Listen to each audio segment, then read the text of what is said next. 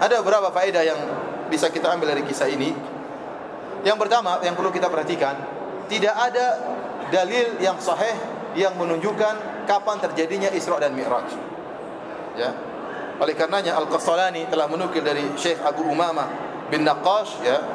Beliau mengatakan, adapun malam Lailatul Isra, maka tidak ada dalil sama sekali yang menunjukkan untuk beramal di malam tersebut, baik hadis yang sahih maupun hadis yang dhaif, tidak ada. Jadi malam tersebut pernah terjadi, namun tidak diketahui kapannya. Ada yang mengatakan bulan Rajab, tidak ada dalilnya. Ada yang mengatakan bulan yang lain, tidak ada dalilnya. Kenapa? Karena memang syariat tidak menuntut kita untuk membuat ibadah khusus di malam hari tersebut. Apakah solat khusus tidak ada, apakah zikir khusus tidak ada, apakah perayaan khusus juga tidak ada.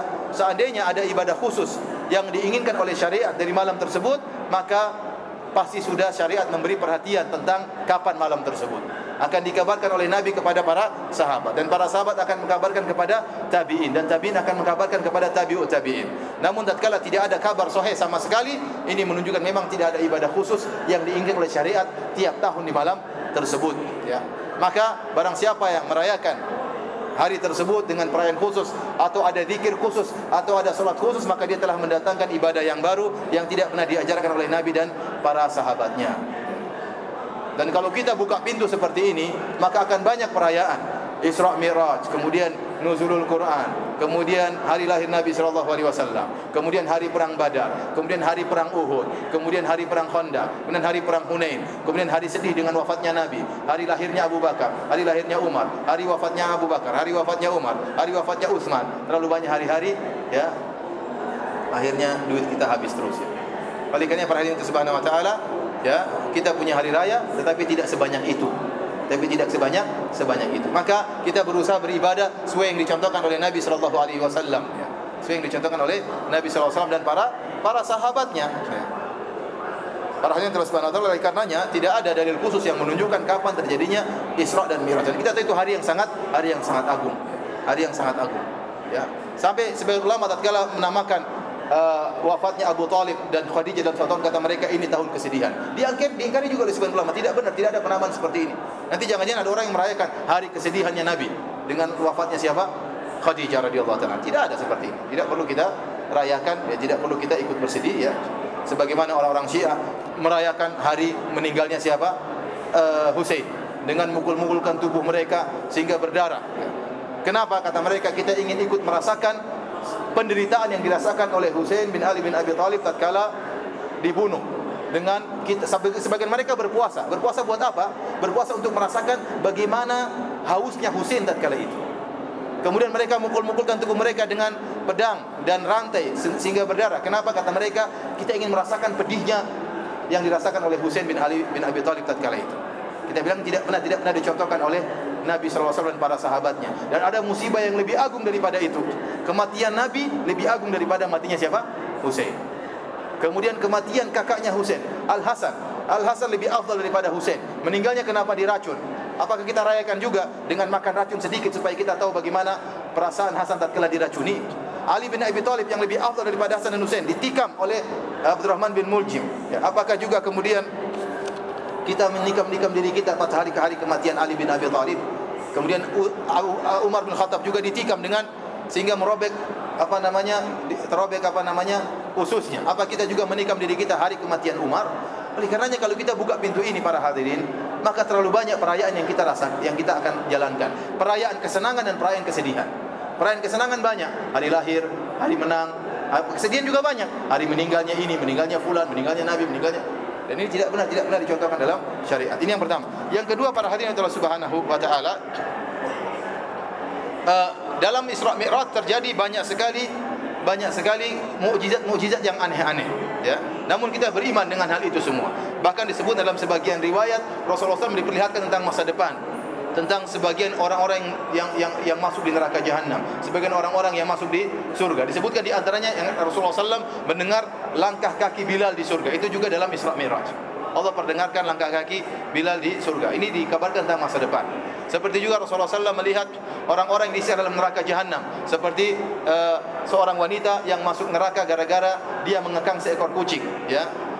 dakhalat imra'atun fi an-nara fi hirratin habasatha. Seorang wanita masuk neraka gara-gara seekor kucing yang dia kekang. La hi at'amatha wa la tarakatha ta'kulu min khashashil ard. Dia tidak kasih makan kucing tersebut dan tidak juga dia lepaskan agar kucing tersebut cari makan sendiri. Akhirnya mati, masuk neraka jahanam. Di antara juga Rasulullah SAW melihat orang-orang yang memiliki kuku dari besi atau dari tembaga, yakhmishuna ala lahum adfarun min nuhas, dia memiliki kuku dari tembaga, yakhmishuna ala wujuhihim, kemudian mereka mencakar-cakar wajah mereka. Kata Rasulullah SAW, man haula ya Jibril, siapa mereka itu, hai Jibril?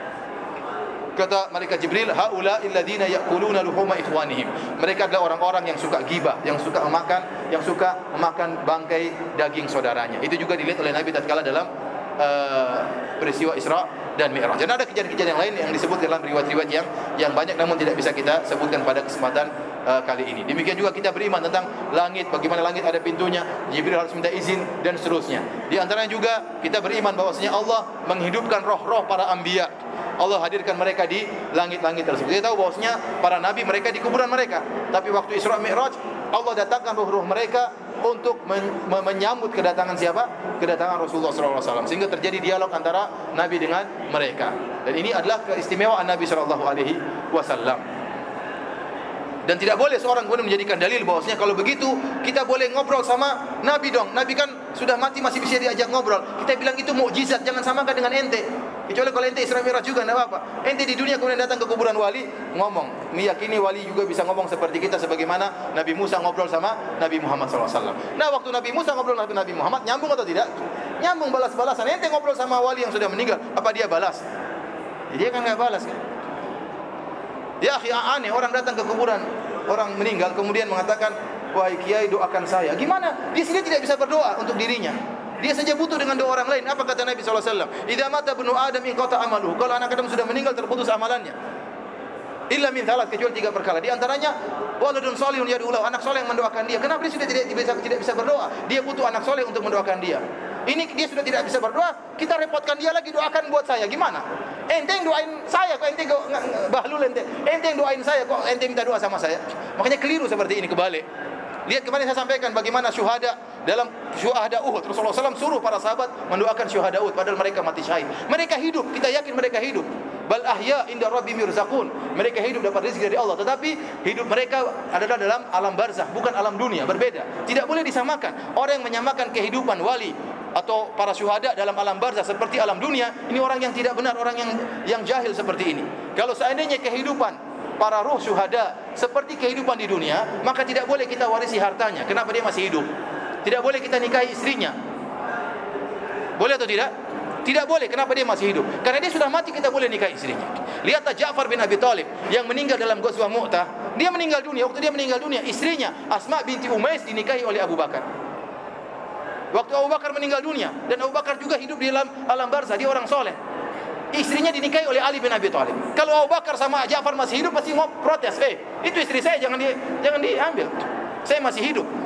Anda hidup tapi dalam alam barzakh, lain dengan alam dunia. Maka jangan disamakan kehidupan alam barzakh dengan alam dunia. Kemudian datang seorang kuburan ngobrol, di mana saya tolong dong saya. Dia jawab atau tidak? Kalau dia jawab, oh ada apa? Ada apa nak? Ya boleh ente minta. Sekarang dia nggak jawab, terus gimana ente ngomong sama siapa?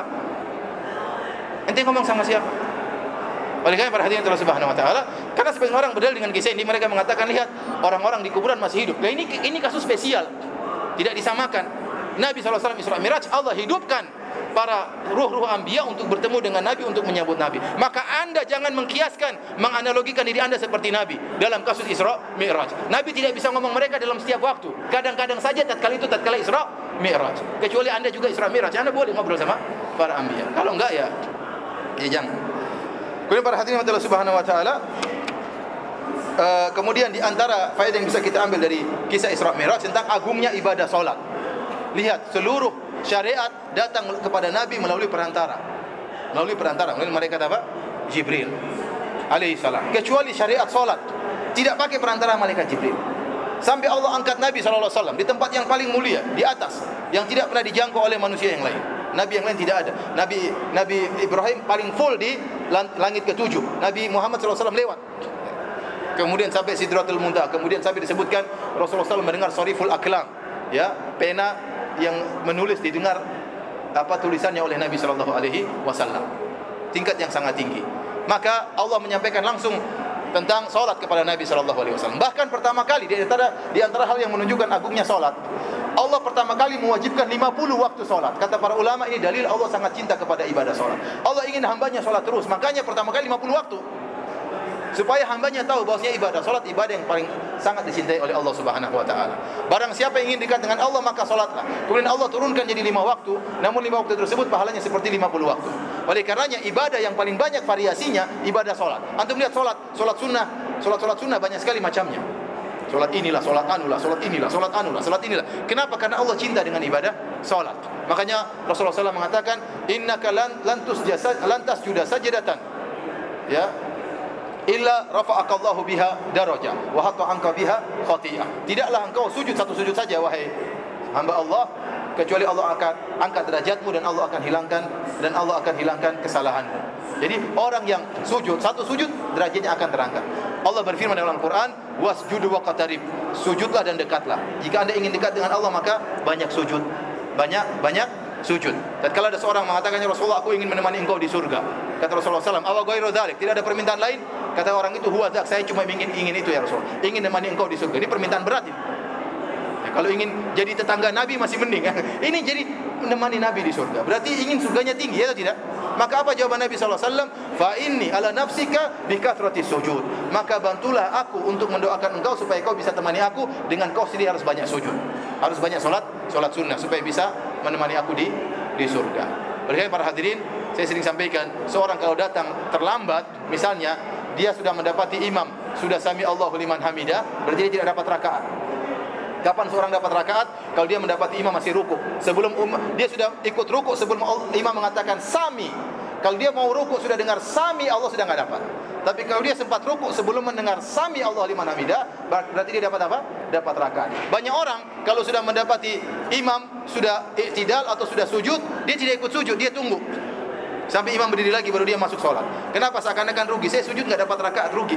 Jangan begitu. Ente sujud dapat pahala dan derajat ditingkatkan meskipun enggak dapat apa? Rakaat. Maka kapan Anda dapati imam? Kalau sudah sujud, ikut sujud. Entah sekali, entah 2 kali, jangan tunggu. Tunggu dia beri lagi. Rugi, sujud enggak dapat rakaat. Anda langsung ikut sujud saja. Kenapa? Dapat pahala meskipun tidak dapat rakaat. Tidak ada pahala yang sia-sia di sisi Allah Subhanahu wa taala. Tidak ada sujud yang sia-sia di hadapan Allah Subhanahu wa taala. Jadi salat adalah ibadah yang sangat agung. Wasta'inu bis sabri was salat, ya. Jadikanlah salat dan kesabaran sebagai penolong. Karena Nabi sallallahu alaihi wasallam idza hazabul amr fazilah salat. Rasulullah SAW kalau menghadapi suatu perkara yang berat langsung salat. Jadi Anda jangan tinggalkan salat. Kapan Anda menghadapi perkara yang sulit, langsung salat. Hubungkan diri Anda dengan Allah Subhanahu wa taala. Makanya saya katakan kemarin, kenapa Rasulullah SAW melarang orang salat lewat depan salat? Ada orang, "Lau ya'lamul mar baina yadil musalli madza alaihi la yaqifu arba'ina." Seandainya seorang tahu yang melewati depan orang salat, hukuman yang Allah berikan kepada dia, mending dia berhenti 40 hari atau 40 bulan, 40 tahun daripada dia salat lewat di hadapan orang salat. Kenapa? Salat ibadah yang agung. Allah tidak ingin seorang terganggu dengan lalu lalangnya orang di hadapan dia. Ini menunjukkan agungnya apa? Ibadah salat. Tatkala Anda mengatakan Allahu Akbar, maka Anda langsung connect dengan Allah Subhanahu wa taala, dengan Rabbul Alamin. Yakinlah Allah sedang perhatikan gerak-gerik lisan Anda. Yakinlah Allah sedang perhatikan gerak-gerik hati Anda.